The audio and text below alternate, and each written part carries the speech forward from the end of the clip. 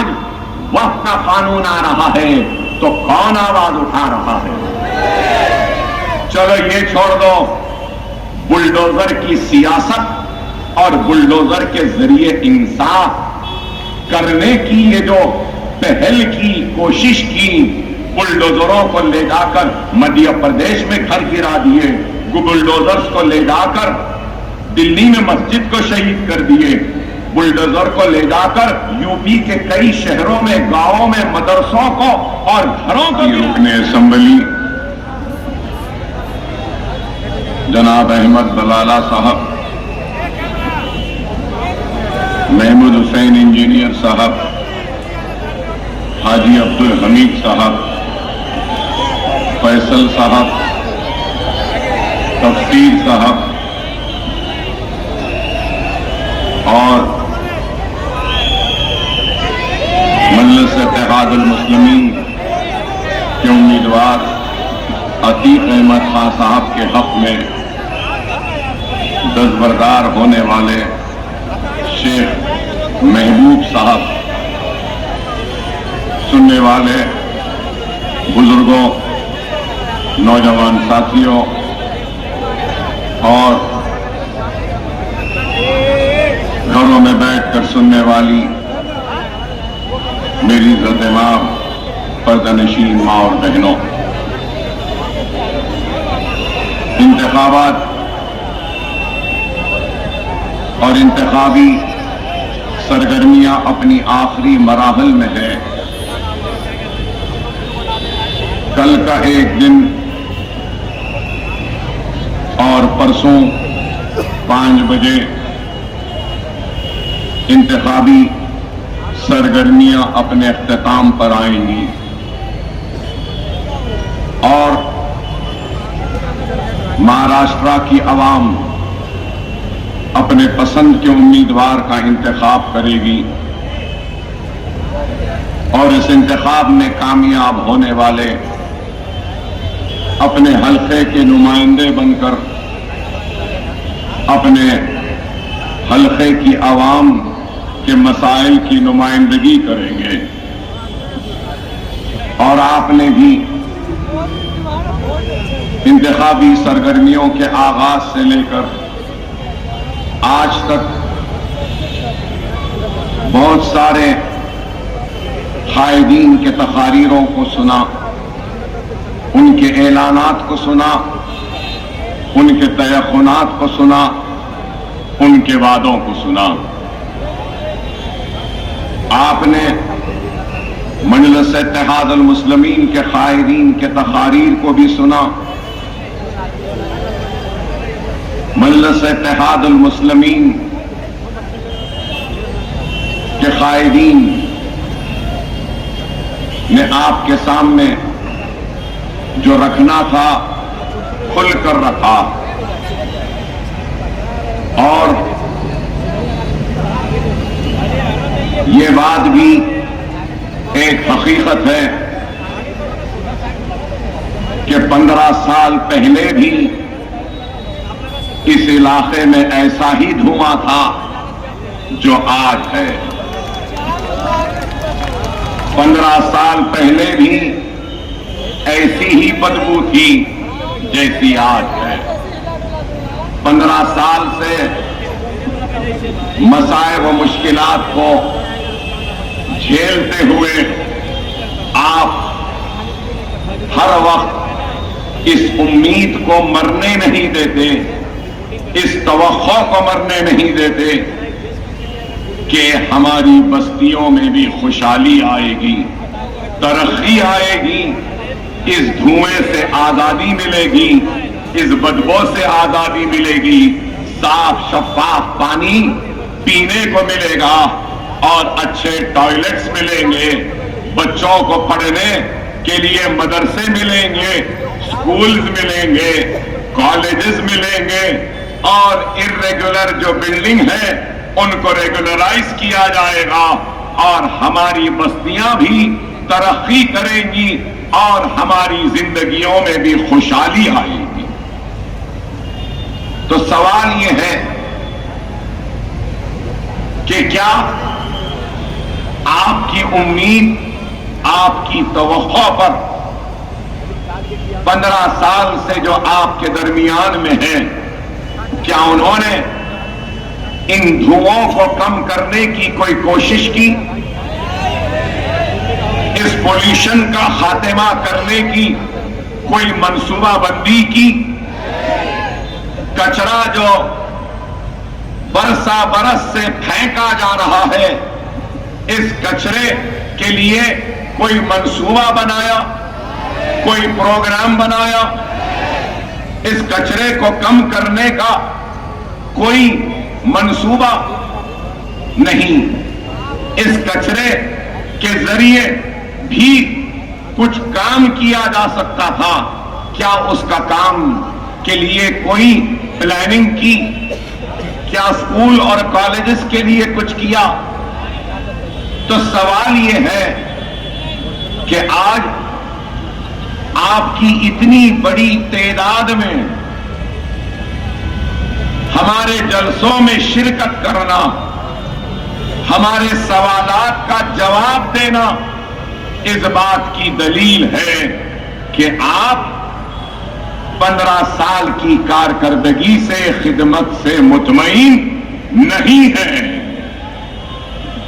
اور آپ کی شمولیت چیخ کر چلا کر کہہ رہی ہے کہ اس مرتبہ آپ تبدیلی چاہتے ہیں، آپ بدلاؤ چاہتے ہیں، آپ اس دھوئیں کا خاتمہ چاہتے ہیں، آپ اس پولیوشن کو ختم کرنا چاہتے ہیں، آپ اپنے بستیوں میں خوشحالی لانا چاہتے ہیں، آپ اپنے نوجوانوں کو ڈرگس کی لعنت سے بچانا چاہتے ہیں، ڈرگس کو ختم کرنا چاہتے ہیں، مدرسوں اور اسکولوں کو اچھا کرنا چاہتے ہیں، بیماروں کے علاج کے لیے دواخانوں کو بہتر کرنا چاہتے ہیں، اپنے چلنے پھرنے کے لیے روڈز کو اچھا کرنا چاہتے ہیں، اپنی عمارتیں جو ایک غریب اپنی زندگی بھر کی محنت کمائی میں سے بچا بچا کر ایک جھوپڑی، ایک آشیانہ جو بنا لیتا ہے، اس آشیانے کو وہ ریگولرائز کرانا چاہتا ہے۔ آپ کیا چاہتے ہیں؟ یہی تو چاہتے ہیں۔ اور ہم اگر آئے ہیں تو کس لیے آئے ہیں؟ تبدیلی کے ذریعے ایک قابل، پڑھا لکھا، آپ کا مقامی شخص کو امیدوار بنایا۔ اور آپ کو یہ بھی بتاؤں، 50% بچے گوونڈی میں سٹنٹڈ ہیں، مال نیوٹریشن کا شکار ہیں، مطلب ان کو غذا تک نہیں مل رہی۔ حد تو یہ ہو گئی کہ رہنے کو گھر نہیں، سانس لینے کے لیے تازی ہوا نہیں، کھانے کے لیے اناج نہیں، اور جب ضرورت کے لیے جانا چاہتا ہوں تو ضرورت کے لیے ٹوائلٹس بھی دستیاب نہیں۔ اس سے بدتر حالات کیا ہو سکتے ہیں؟ اتنے بدترین حالات میں ایک نہیں، 1000 نہیں، 1 کروڑ نہیں، ہزاروں کروڑوں لاکھوں کروڑوں سلام کرتا ہوں آپ کے صبر کو، آپ کے جذبے کو، کہ اتنے مسائل پھر بھی آپ ہیں۔ یہاں گوونڈی میں ریسرچ کرنے والوں نے ریسرچ کیا اور کہا کہ یہاں پر ایک انسان 40 برس بھی زندہ نہیں رہ سکتا۔ اب آپ کے امیدوار، آپ کے ایم ایل اے صاحب 70 برس کے ہیں، کاش کے 15 برس مسلسل آتے تو ریسرچرز کے سامنے ہم ان کے لنگز کو بھی رکھ دیتے اور بتاتے کہ ذرا دیکھو ان کے لنگز کا کیا حال ہے۔ 70 برس کی عمر تک پہنچنا، یا رہنے والا 40 برس بھی زندہ نہیں رہ سکتا، پھیپڑے خراب ہو جاتے ہیں پولوشن سے, دھوئیں سے, یہاں کی گندی فضا سے, بدبو سے, لیکن کولابا سے آنے والا 70 برس جیتا ہے.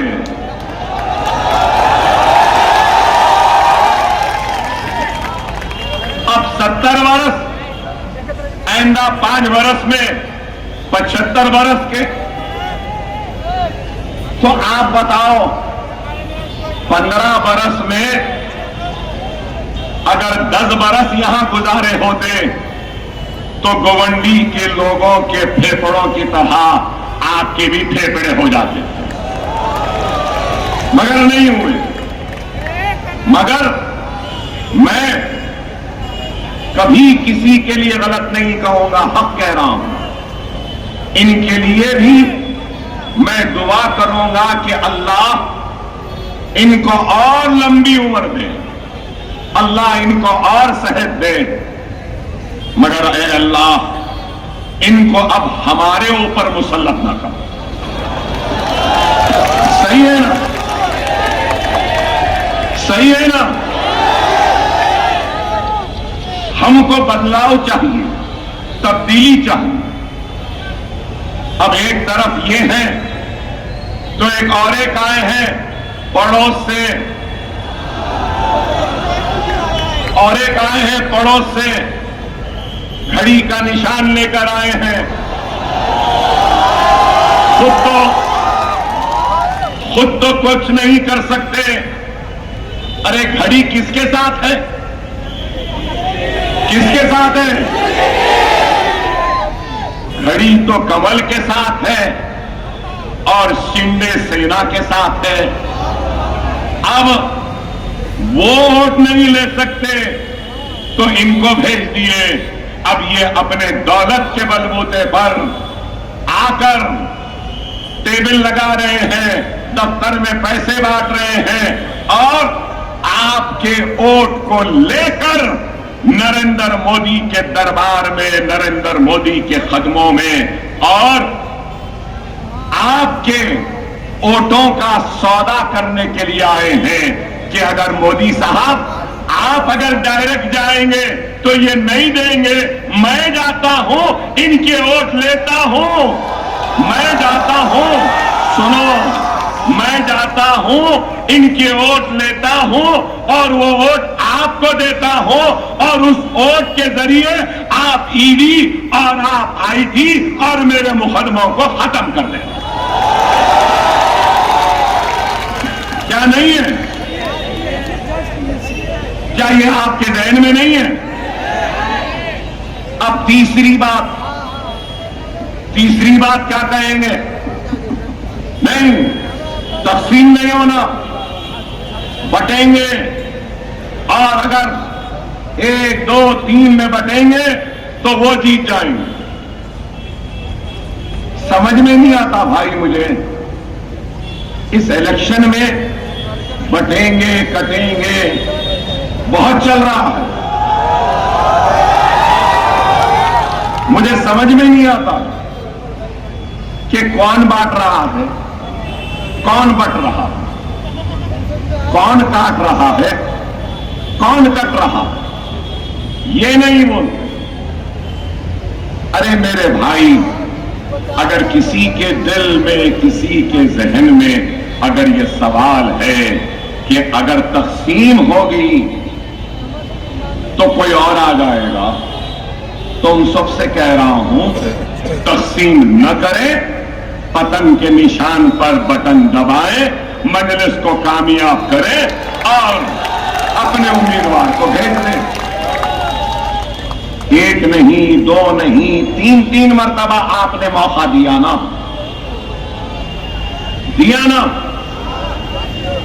ویڈیو چلائے.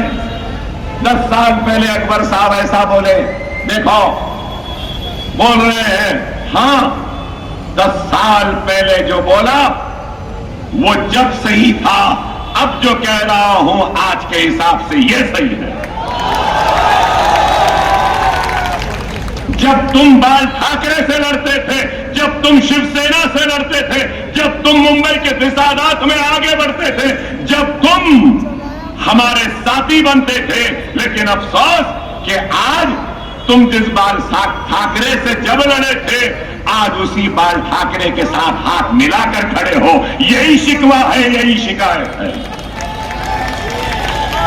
وہ شیو سینا جس نے ممبئی کے پرامن فضاؤں میں نفرت کی دیواریں کھڑی کی اور 1992 اور 93 کے فسادات میں عزتوں کو، عصمتوں کو لوٹا، آبروؤں کو لوٹا، آشیانوں کو خاک کی ڈھیر بنا دیا، بچوں کو تاڑا اور کوٹا کے نام سے جیل میں ڈالا.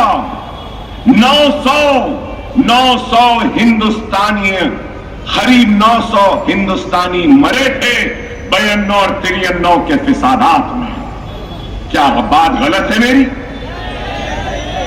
کیا سری کرشنا کی رپورٹ میں یہ بات نہیں آئی کہ ڈائریکٹ ملوث تھی؟ اور آج آپ اسی سینا سے ملے ہوئے، اسی ٹھاکرے کے ساتھ ہیں، اور پھر کہتے ہیں مجلس ایسی مجلس ویسی. ارے میرے بھائی، یاد رکھو، جس بے باکی کے ساتھ کھل کر آپ کی ترجمانی مجلس میں ہو سکتی ہے نا، ایسے کھل کر آپ کی ترجمانی، آپ کے مسائل کو اٹھانا کسی بھی جماعت میں نہیں ہوتا. سماجوادی ہے تو نیتا جی کی اجازت ضروری ہے، اگر این سی پی ہے تو پوار کی اجازت ضروری ہے، اگر سینا ہے تو ٹھاکرے کی اجازت ضروری ہے، اگر کانگریس ہے تو گاندھی کی اجازت کی ضروری ہے، اگر مجلس ہے تو کسی کی اجازت کی ضرورت نہیں ہے. کھل کے بول سکتے ہیں، بے دوک بول سکتے ہیں. یہی فرق ہے. خدا را سمجھو میرے بھائی، آج ہندوستان میں ہر کسی کی آواز ہے. ریڈی کی آواز ہے، راؤ کی آواز ہے، ویلما کی آواز ہے، کاپو کی آواز ہے، کما کی آواز ہے، لنگیات کی آواز ہے، یادوں کی آواز ہے. یہاں پر ہر کسی کی آواز ہے.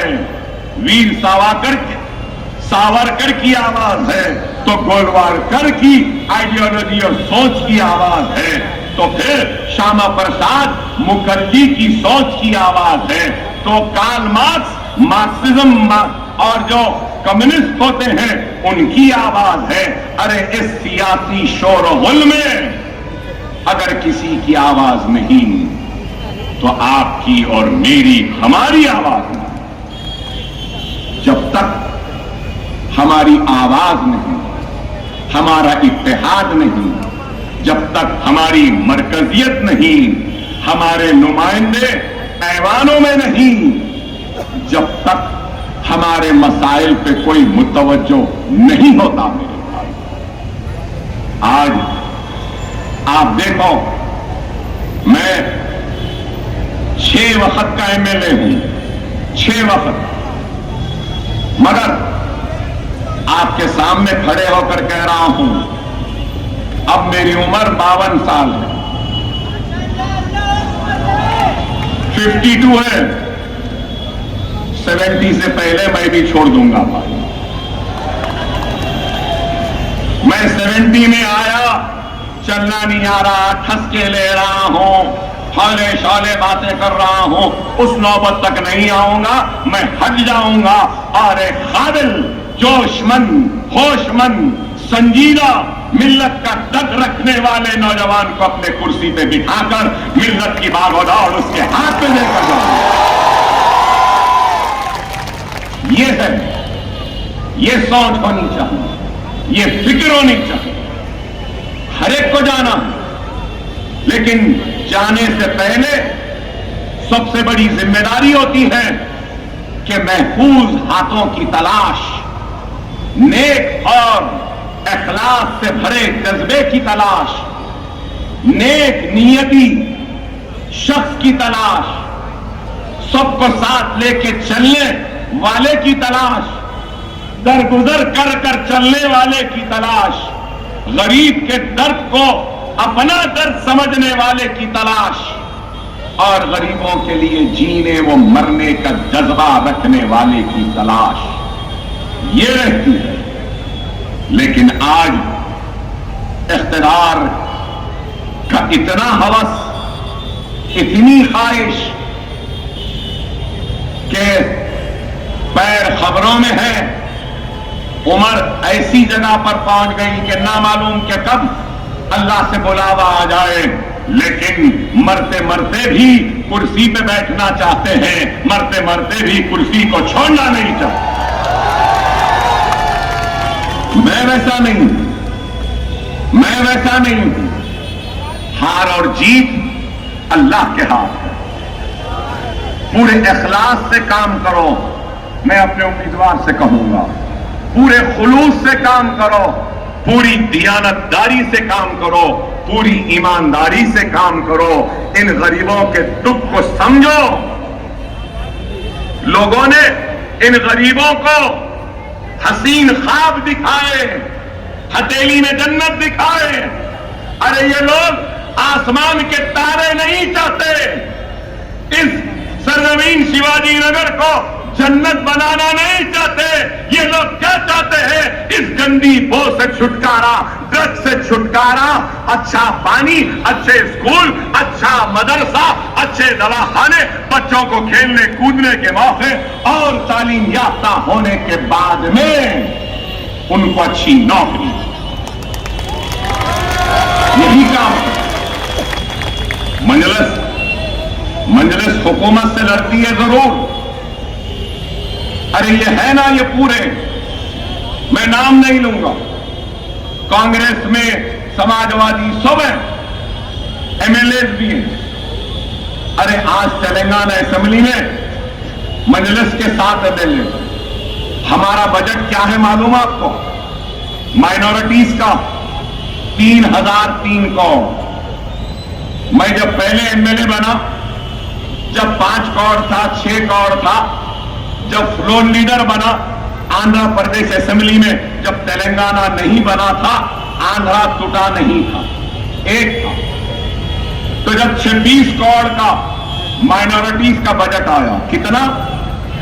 26 کروڑ 2004 میں، تو میں بہت خوش ہوا کہ چلو 26 کروڑ مسلمانوں کے لیے لانے میں کامیاب ہوا، مائنورٹیز کے لیے میں بہت خوش ہوا، آپ کو معلوم۔ اور اس کے بعد لڑتا رہا۔ میں کہنا چاہتا ہوں ہمارے امیدوار کو، ہمارے پاس پری میٹرک اسکالرشپ تھی 2004 میں، 50 روپیے، 100 روپیے، 200 روپیے، پری میٹرک، پوسٹ میٹرک اور پروفیشنل کورس، 50، 100، 200۔ میں اسمبلی میں ٹھہر کر لڑا، لڑنے کے بعد میں سیچوریشن تک، سیچوریشن مطلب جتنے بھی درخواستیں آئیں گی ان سب کو اسکالرشپ ملے گی، pre matric, post matric, professional scholarship, جتنی ایس سی کو، ایس ٹی کو، بی سی کو اتنی ہی اسکالرشپ مسلمان بچوں کو ہمارے دیا ہے۔ اور آج معلوم آپ کو، آج آندھرا الگ ہو گیا، تلنگانہ بن گیا، مگر جو ہماری لڑائی تھی نا، ہمارا ڈر، ہمارا خوف اتنا ہے کہ آندھرا میں معلوم ہے کہ اگر اقلیتوں کے ساتھ، مسلمانوں کے ساتھ ناانصافی ہوگی تو مجلس ہے، اکبر اویسی ہے، یہ لوگ آ جائیں گے اور گڑبڑ کریں گے۔ اس لیے آپ کو سن کر حیرت ہوگی کہ آندھرا میں مائنورٹیز کا بجٹ کتنا ہے معلوم؟ 3 دن پہلے وہاں کا بجٹ سیشن ہوا، آندھرا پردیش میں مائنورٹیز کا بجٹ 4004 کروڑ، تلنگانہ میں 3,003 کروڑ، دونوں کو ملا لو تو 7,000 کروڑ، اور مہاراشٹر میں 1,44,00,000 مسلمان ہیں، اور یہاں کا بجٹ 900 چلر اعلان ہوا، 300 چلر جاری ہوئے. تو ہمارے 70 برس کے ایم ایل اے صاحب کیا کر رہے تھے بھائی؟ اتنا تجربہ ہے نا. ہمارے پاس بچوں کو کتنی اسکالرشپ ملی معلوم؟ 10 سال میں 28 لاکھ مسلمان بچوں کو اسکالرشپ ملی ہے. ڈاکٹر بننا ہے، نیٹ نکال لو، کاؤنسلنگ میں چلے جاؤ، الاٹمنٹ لیٹر لے کے چلے جاؤ، حکومت فیس بھیجتی ہے، 5 برس تک ڈاکٹر بن کے نکل جاتے ہیں. انجینئر بننا ہے تو وہی، ایم بی اے بننا ہے تو وہی، ایم سی اے بننا ہے تو وہی، سب کے لیے ہے. کیا یہاں ہے؟ ہمارے پاس اور ایک ہے، معلوم آپ کو؟ اگر آپ بی کام کر لیے، اب آپ بی ای کر لیے، بیچلرز آف انجینئرنگ، اگر آپ ماسٹرز کرنا چاہتے ہیں، امریکہ، یو کے، نیوزی لینڈ، آسٹریلیا، کہیں پر بھی آپ اپلیکیشن ڈالیے، وہاں آپ کا سلیکشن ہو گیا، الاٹمنٹ کا لیٹر آ گیا، آپ وہاں کا آئلٹس اور سیٹ کا ایگزام کلیئر کر لو، الاٹمنٹ لیٹر لے لو، اور آپ کا 70% 80% ہے، تو ہر سال 200 مسلمان بچوں کو ہماری تلنگانہ کی حکومت 20 لاکھ روپئے دیتی ہے. پلین کا ٹکٹ، ہاسٹل کا فیس، جاؤ امریکہ میں پڑھو، لندن میں پڑھو، آسٹریلیا میں پڑھو. 3,000 بچے اب تک چلے گئے. کیا یہاں پر ایسا ہے؟ کچھ ہے؟ تو آج اگر یہ عتیق آ جائے گا تو اکبر الدین اویسی اپنی آغوش میں رکھ کر اس کو تربیت دے گا اور اس کو سکھائے گا کہ کیسے اپنے حق کو حاصل کر سکتے ہیں. یہی ہے، یہی ہم چاہتے ہیں. میرے بھائی سمجھو ان باتوں کو. زبانی جمع خرچ، ابھی جیسے میں معافی چاہتا ہوں ہمارے بھائی جو مجھ سے پہلے میرے نام کا اعلان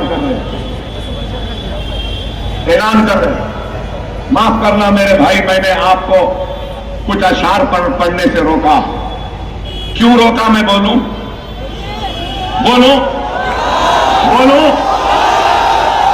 گوونڈی کی عوام 15 برس سے 2 چیزوں سے بیزار ہو گئی ہے، ایک مشاعروں سے اور دوسرا خصموں سے.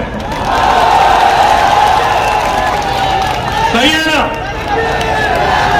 بات کرے کہ اشعار اشعار اشعار اشعار، اس کے بعد قسم ہے خدا کی، قسم ہے خدا کی، قسم ہے خدا.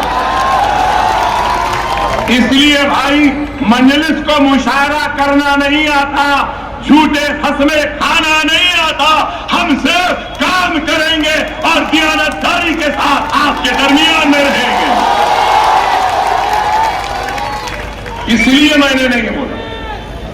معاف کرنا، کچھ خیال نہ کرنا. ارے بھائی اپنے مسائل کو دیکھو، خدا کے لیے سمجھو. آج یہ ملک کہاں جا رہا ہے، کدھر جا رہا ہے؟ اگر ہم منظم نہیں ہوں گے، متحد نہیں ہوں گے، ایک مرکز سیاسی پہ جمع نہیں ہوں گے، تو پھر ہماری داستان بھی نہیں رہے گی. یاد رکھ لو، آج پورے تیاری کے ساتھ، سر و سامانی کے ساتھ آج آ رہے ہیں لوگ ہم کو کمزور کرنے کے منصوبوں کو لے کے، ارادوں کو لے کر، سازشوں کو لے کر. خدا را سمجھو. وہ لوگ جو کبھی نعرہ دیتے تھے सबका साथ, सबका विकास, सबका विश्वास। आज बताओ, इनके पास न सबका साथ रहा, न सबका विश्वास रहा, न सबके विकास की इनके पास कोई प्रोग्राम है, कोई मंसूबे हैं। आज बात करते हैं तो क्या लव जिहाद घर वापसी, बीव बैन, हिजाब बैन, अज़ा बैन, नमाज बैन, यूसीसी वक्फ एक्ट। अरे भाई याद रखो, कोई हमारा नहीं है। अरे यहां बुजुर्ग बैठे हैं, जानते होंगे कि इंदिरा गांधी ने 1 नहीं, 2 नहीं, 3 नहीं, 4 कानून लाए थे, और उन कानून की वजह से सबसे ज्यादा महरूम होने वाले कोई और नहीं, मुसलमान थे। कौन सा कानून? जागीर एबॉलिशन एक्ट, इनाम abolition act, urban land ceiling act, agricultural land ceiling act. इनाम, जागीर abolition, agricultural ceiling act, urban ceiling act. ये एक्ट क्यों लाया गया था? क्यों लाया गया था? कि बड़े बड़े जमींदारों से जमीन ले लो और गरीब को तकसीम करो। सबसे ज्यादा आपको सुन के हैरत होगी कि हैदराबाद में, तेलंगाना और आंध्र प्रदेश में 11.5 लाख एकड़ मुसलमानों की इनाम और जागीर एबॉलिशन में गई, अर्बन लैंड सीलिंग और एग्रीकल्चरल लैंड सीलिंग में गई। क्या सही नहीं है मेरी बात? सही है या नहीं? बड़े बड़े जमींदार थे, बड़े बड़े इनामदार थे, बड़े बड़े जागीरदार थे, जमीन चले गई और अपने जमीन को छोड़कर, अपने गांव को छोड़कर रोजी रोटी की तलाश में कोई मुंबई चला गया, कोई दिल्ली चला गया, कोई कलकत्ता चला गया और आज तबाह बर्बाद हुए। बची कुची जमीन वक्फ की थी, वक्फ की थी, तो अब वक्फ की जमीन को हड़पने का काम शुरू हो गया। वक्फ यूजर मतलब ये नमाज हो रही है तो मुस्लिम वक्फ, पूजा हो रही है तो हिंदू एंडोमेंट। ये वक्फ यूजर है तो वक्फ यूजर को निकाल रहे हैं और कह रहे हैं कि कागजात लाओ, रजिस्टर्ड डॉक्यूमेंट लाओ। कई मसाजिदों में, कई दरगाहों में, कई खानखाहों में कागज नहीं है मगर बरसा बरस से है, तो क्या वो सब छीन लेंगे? मगर इनका मंसूबा है छीनना। यूनिफॉर्म सिविल कोड, शरीयत का खात्मा। अरे मेरे भाई, आप गौर करो, यूनिफॉर्म सिविल कोड की जरूरत नहीं है, यूनिफॉर्म सोच की जरूरत है, यूनिफॉर्म समझ की जरूरत है, यूनिफॉर्म डेवलपमेंट की जरूरत है, यूनिफॉर्म जस्टिस की जरूरत है, यूनिफॉर्म इंसाफ की जरूरत है। सही है या नहीं? एंडोमेंट के लिए अलग कानून, वक्फ के लिए अलग कानून, तो यूनिफॉर्मिटी कहां रही मेरे भाई बताओ? फिर ट्राइबल के लिए यूनिफॉर्म सिविल कोड में वो नहीं आएंगे। आप गौर करो क्या है, आज हजारों बच्चे, मुस्लिम बच्चे जेलों में कैद हैं, सजा भुगत रहे हैं, कोई पुरसाने हाल नहीं। खुदारा समझाओ, अरे मंजलिस पे इल्जाम लगाते हो, सीए एनआरसी हुआ तो सबसे पहले किसने आवाज उठाई? यूएपीए का हुआ पार्लियामेंट में तो सबसे पहले किसने आवाज उठाई? मजलिस ने आवाज उठाई। यूनिफॉर्म सिविल कोड एक्ट की बात हुई तो किसने आवाज उठाई? मजलिस ने उठाई। अब आज वक्फ का कानून आ रहा है तो कौन आवाज उठा रहा है? चलो ये छोड़ दो, बुलडोजर की सियासत और बुलडोजर के जरिए इंसाफ करने की ये जो पहल की, कोशिश की, बुलडोजरों को ले जाकर मध्य प्रदेश में घर गिरा दिए, बुलडोजर्स को ले जाकर दिल्ली में मस्जिद को शहीद कर दिए, बुलडोजर को ले जाकर यूपी के कई शहरों में, गांवों में मदरसों को और घरों को गिरा दिए। उस पे आवाज कौन उठाए? इस तरह से तो दीन ओवैसी ने आवाज उठाया और क्या बोले कि अगर कोई मुजरिम है, गुनहगार है, खताकार है तो उसको सजा देने का हक हुकूमत को नहीं है, सजा देने का हक अदालत को है, जज को है, कानून को है।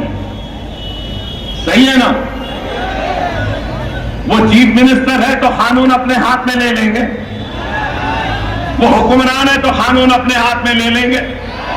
मैं एमएलए हूं तो कानून अपने हाथ में ले लूं? नहीं ले सकते।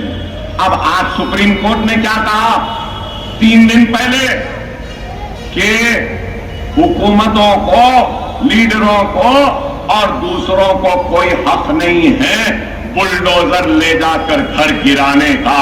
अगर गिराना है तो नोटिस दो, जवाब दो, वीडियोग्राफी करो, मुकदमे को अदालत में लाओ और अदालत का काम कोई और नहीं करेगा, अदालत करेगी। वही बात जो मजलिस ने कही वो अदालत ने कहा। तो क्या ये सही नहीं है? अरे आप गौर करो मेरे भाई, खुदारा वक्त और हालात की नजाकत को समझो, वक्त और हालात की नजाकत को समझो, मुनज़्ज़म हो जाओ, मुत्तहिद हो जाओ। मैं नौजवानों के जज्बे की कदर करता हूं, आपके जुनून की कदर करता हूं, आपकी चाहत की कदर करता हूं, आपकी मांग की भी कदर करता हूं। लेकिन याद रखो, अकबरुद्दीन ओवैसी अपनी कौम को मुत्तहिद करने के लिए निकला है। मैं तुम्हारा खिलौना बनने तैयार हूं, लेकिन दूसरों का हथियार बनने तैयार नहीं हूं।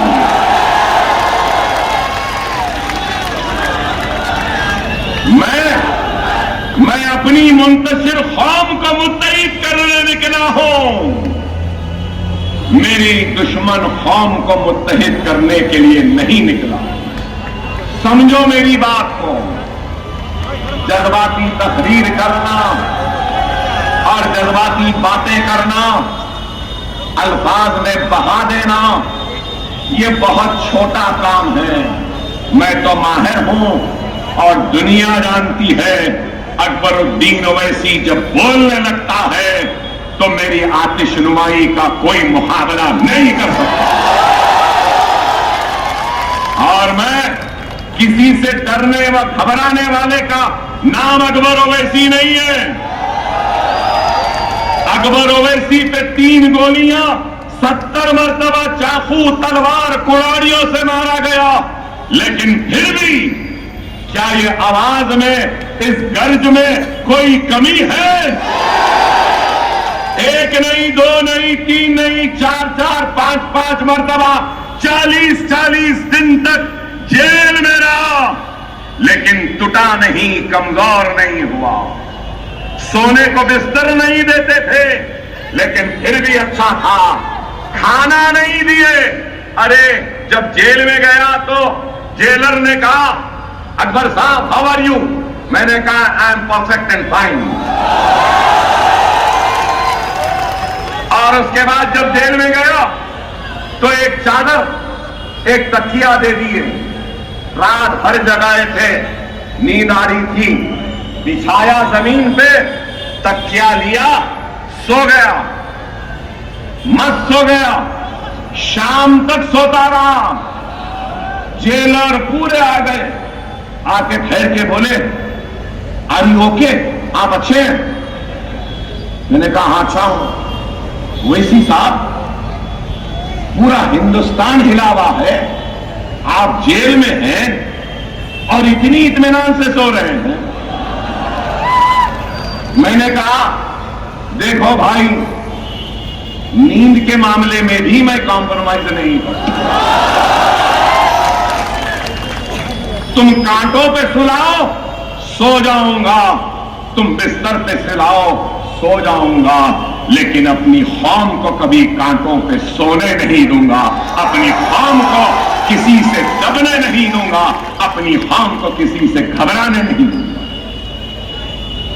आज हम अपनी तकरीर के जरिए अपने दर्द को बयान करते हैं, अपने कर्ज को बयान करते हैं, अपने दर्द को आपके जरिए हम इख्तिदार पे बैठे वालों तक पहुंचाने का काम कर रहे हैं। हम अपनी नाइंसाफी को बयान कर रहे हैं, हम इंतखाबात के जरिए जमहूरियत को मजबूत कर रहे हैं और जमहूरियत को मजबूत करेंगे दायरे दस्तूर में रहकर काम करेंगे, इसलिए कि ये मुल्क हिंदू का भी है, ये मुल्क मुसलमान का भी है, ये मुल्क ईसाई का भी है, ये मुल्क पारसी का भी है, ये मुल्क दलित का भी है, ये मुल्क बैकवर्ड क्लास का भी है, ये मुल्क उसका भी है जो भगवान को नहीं मानता, अल्लाह को नहीं मानता, गॉड को नहीं मानता। मैं अपनी तकरीर के जरिए अपने दर्द को बांट रहा हूं, तो उसके साथ साथ इस मन से अपील करता हूं हिंदुओं को, दलितों को, बैकवर्ड क्लास को, मराठों को, क्षत्रिया को, राजपूतों को, सबको अपील करता हूं इन मुसलमानों के साथ कि आप खुदा के लिए नफरतों की बात करने वालों के बातों में ना आओ, इस मुल्क को कमजोर होने न दो। हम सब एक हैं और जब तक हम एक हैं तो हम ताकतवर हैं, और कोई माने या ना माने, मगर मेरी नजरें, मेरी आंखें देख रही हैं कि हिंदुस्तान का हिंदू, मुसलमान, सिख, ईसाई, दलित, ओबीसी मिलकर इस मुल्क को बहुत जल्द सुपर पावर बनाएगा, अमेरिका से ज्यादा ताकतवर, चाइना से ज्यादा ताकतवर बनाएगा।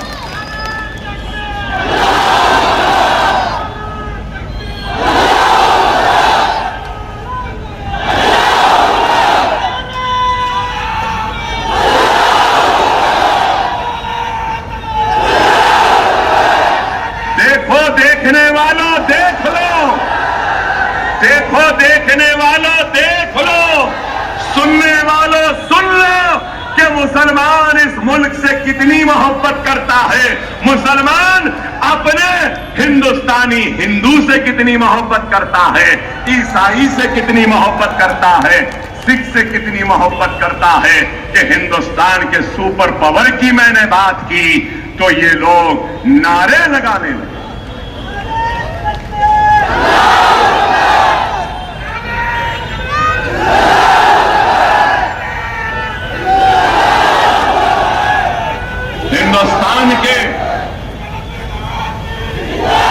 हिंदुस्तान के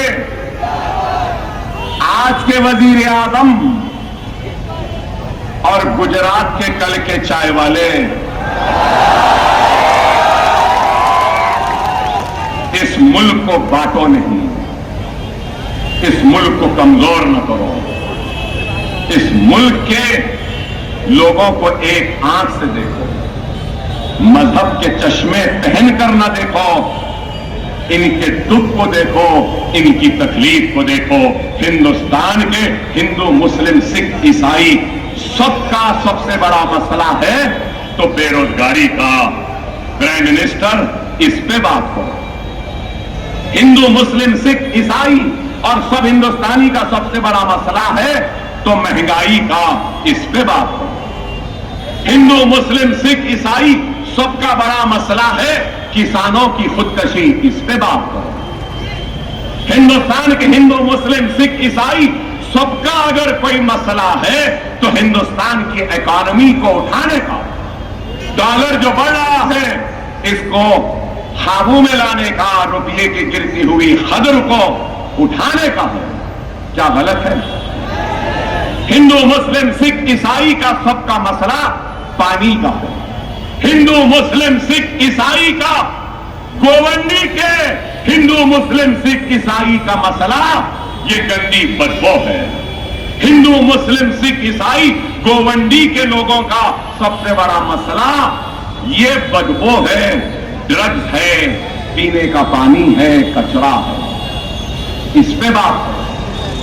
खुदारा समझो, ये लोग मुल्क को तरक्की नहीं दे रहे हैं, ये लोग मुल्क को बांट रहे हैं, मुल्क को बांट रहे हैं और हम इस मुल्क को जोड़ने का काम कर रहे हैं। क्या इतनी तकरीर में कोई नफरत की बात थी, कोई भड़काऊ की बात थी? मगर फिर भी चलाते।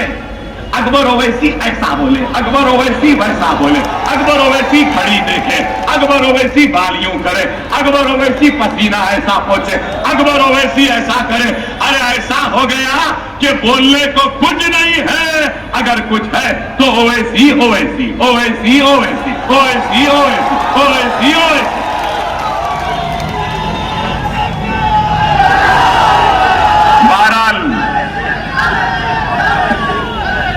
बहरहाल वक्त नाजुक है, लम्हों ने खता की थी, सदियों ने सजा पाई है। याद रख लो, अगर अब गलती करेंगे तो 15 साल जो बर्दाश्त करें ना, और 5 साल बर्दाश्त करना पड़ेगा। ना 70 वाले को, ना 70 के करीब वाले को, आपका वोट सिर्फ पतंग पतंग पतंग पतंग पतंग कराएगा। नारे तकबीर, नारे तकबीर, नारे तकबीर। हिंदुस्तान, भारत, इंडिया, मजलिस-ए-इत्तेहाद अल-मुस्लिमीन, बैरिस्टर असदुद्दीन ओवैसी 20 तारीख को